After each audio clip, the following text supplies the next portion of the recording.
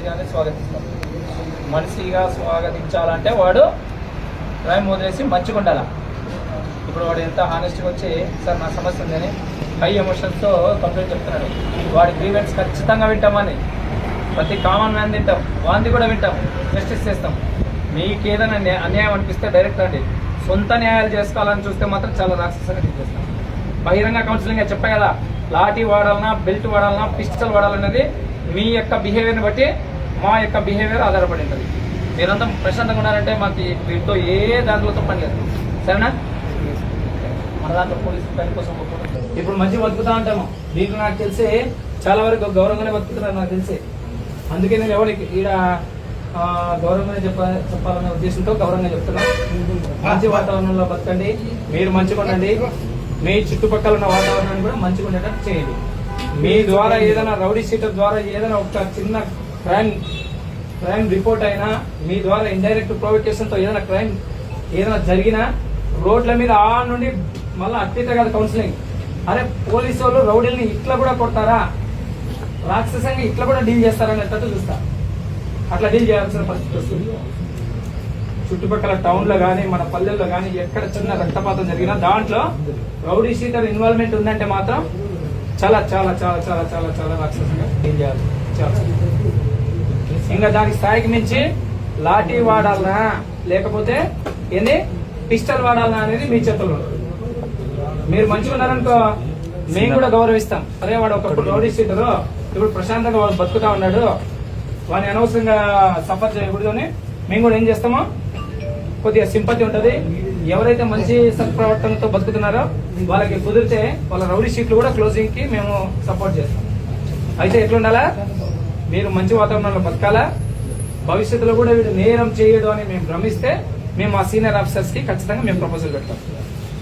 రెండోది, ఏదైనా క్రైమ్ జరిగిందంటే మాత్రం నేను చెప్పిన ఆఫర్లు అన్నీ ఉంటాయి. ఆఫర్తో పాటు ఏంది పిల్లల్ని వదిలేసి పీడీ యాక్ట్ మళ్ళీ 2-3 ఏళ్ళు జైల్లో ఉండాల్సి వస్తుంది. పీడీ యాక్ట్లు పెడతాము. ఎక్స్పెరిమెంట్స్ అంటే జిల్లా బహిష్కరణలు. దయచేసి ఈ పరిస్థితులు పెట్టుకోవద్దండి. ఇప్పుడున్న జీవితంలో మనిషి లివింగ్ స్పాన్ చాలా తక్కువ. ఈ కొద్ది జీవితంలో మనం 2-3 ఏళ్ళు ఎక్కడ ఉంటాం, జైల్లో ఉంటాం. 2-3 ఏళ్ళు జైల్లో ఉంటే ఏముంటుంది, ఏం జీవితం అనుభవించినట్టుంటది. పిల్లలు ఒక దగ్గర, మనం ఒక దగ్గర, అదేమన్నా జీవితమా? కనుక దయచేసి చెప్తున్నా, మంచిగా బతుకోండి. మీకు ఏ ప్రాబ్లం వచ్చినా గతంలో చేసింటారు, ఇప్పుడు ప్రశాంత వాతావరణంలో బతుకుతా ఉంటారు. మీకు ఏదైనా ఆపద వచ్చినా, ఏదైనా ఏ సమస్య వచ్చినా డైరెక్ట్ అప్రోచ్ కండి. రౌడీ షీటర్కి అన్యాయం జరిగినంత మాత్రం పోతేనే రౌడీ షీటర్ని కొట్టారనే భ్రమ ఏదంటే తీసేయండి. ఏదైనా సమస్య వచ్చినా కూడా మేము ఇన్వాల్వ్ అవుతాం. దయచేసి మంచి వాతావరణంలో బతుకుతాం. సరేనా? మంచిగా ఉందామా? సరిపోలే, ఇంకా సరిపోలే. దయచేసి మీరు మంచిగా ఉండండి, నన్ను మంచిగా ఉండేటట్టు చేయండి. మీరు మంచిగా ఉంటే ఆటోమేటిక్గా మేమంతా మంచిగా ఉంటాం.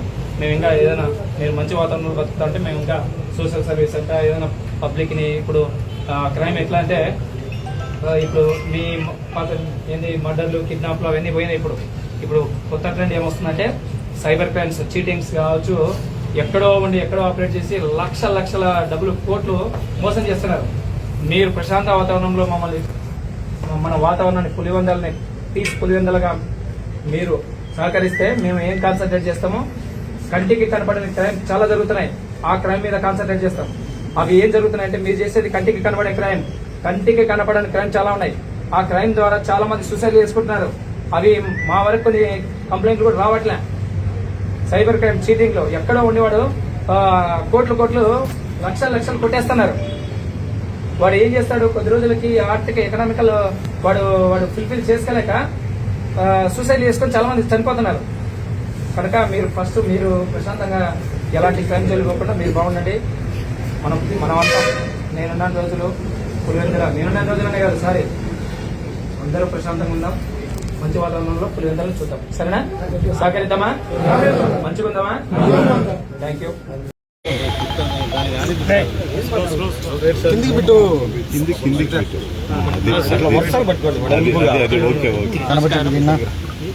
ఈరోజు ఇక్కడ మన పిఎల్సిలో శివయ్య నరసింహులు, మన పోలీస్ స్టాఫ్, పోలీస్ పీసీస్ ఒక బ్రేవ్ యాక్షన్ తీసుకుని వీళ్ళు ఇంజూర్ అయ్యారు. నిన్న మీకు ఐడియా ఉంటుంది, హాజీపేట్ మండలంలో 17-year-old అమ్మాయి కీర్తన అని పేరు.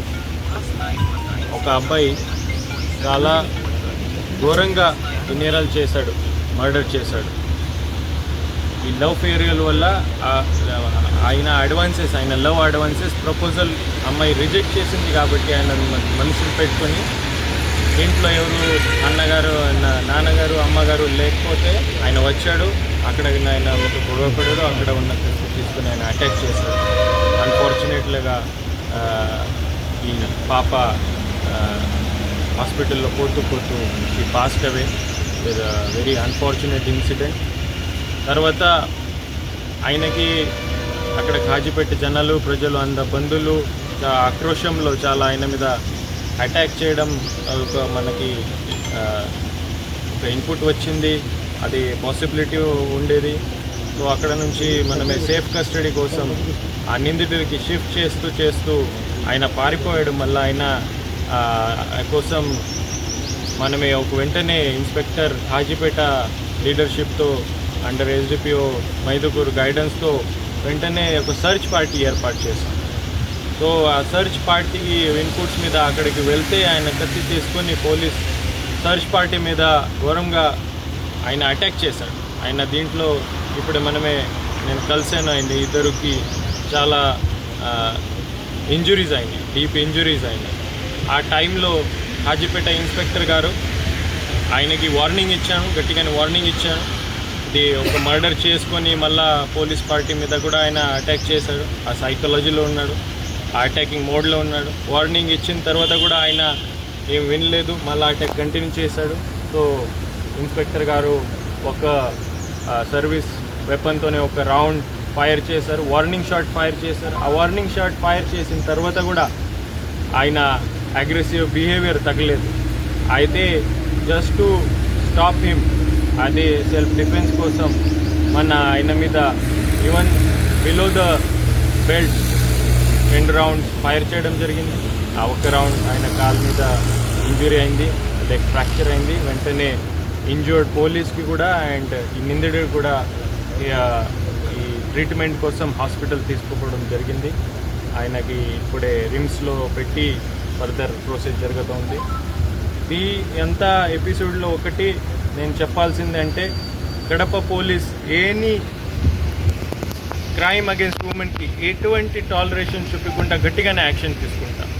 మన మీద ఎవరు తిరిగి పడితే కూడా, మన ప్రాణంకి కూడా ఎవరు అటాక్ చేస్తే కూడా అంత కూడా మనమే దీనికి గట్టిగానే చేస్తాము. దీనికి పోలీస్ మీద అటాక్ చేస్తే కూడా బ్రేవ్లీ మనం ఫేస్ చేస్తాము. కానీ ప్రజల రక్షణ కోసం, ఉమెన్ సేఫ్టీ కోసం, మన మహిళల రక్షణ కోసం ఈ రౌడీ ఎలిమెంట్స్ మీద, క్రిమినల్ ఎలిమెంట్స్ మీద గట్టిగానే యాక్షన్ ఉంటుంది. ఎవరికి కూడా కడప పోలీస్ వదిలేయడం పాసిబిలిటీ లేదు. ఆయనకి కూడా ఇప్పుడే అరెస్ట్ చేసిన తర్వాత శిక్ష పడే వరకు మనం ఫాలో అప్ చేస్తాం. ఆయన మళ్ళీ ఎవరు ఆమె తరఫున చూసుకోకుండా ఇన్సూరిటీ మనం చేస్తాం. నేను కూడా ఆమె ఫ్యామిలీతో నేను మాట్లాడాను, వీళ్ళకి అంత అష్యూరెన్స్ ఇచ్చాను. కడప డిస్ట్రిక్ట్ అడ్మినిస్ట్రేషన్ తరఫున ఆఫీసర్స్ విజిట్ చేశారు, ఫ్యామిలీకి సపోర్ట్ చేస్తాము. Senior officers, home minister madam, in charge minister, honourable minister madam, honourable CM sir office నుంచి ఇన్స్ట్రక్షన్స్ వచ్చాయి. అంత ఫ్యామిలీ వెనకాలే all district administration, all police department గట్టిగానేమో ఏమి కూడా చిన్న కూడా వీళ్ళకి మళ్ళీ ఇబ్బంది లేకుండా చూసుకోవడానికి రెస్పాన్సిబిలిటీ మన మీద ఉంది. నేను మళ్ళీ ఒకసారి ఈ రౌడీ ఎలిమెంట్స్కి, క్రిమినల్ ఎలిమెంట్స్కి వార్న్ చేస్తున్నాము. కడప జిల్లాలో క్రైమ్ చేయాలంటే ఈ యాక్షన్ ఫేస్ చేయాల్సి కూడా రెడీ ఉండాలి అందరూ. ఆ గట్టిగానే యాక్షన్ ఉంటుంది. మ్యాక్సిమం చట్ట ప్రకారం మ్యాక్సిమం పాసిబుల్ పనిష్మెంట్ వరకు మనమే తీసుకుపోతాం. ఈ మాత్రమే కడప పోలీస్ డిపార్ట్మెంట్ తరఫున మనం గ్యారంటీ ఇస్తాం. Thank you. సార్, ఈ అబ్బాయి ప్రమేయం ఒకటే ఉందా, ఇంకా ఎవరైనా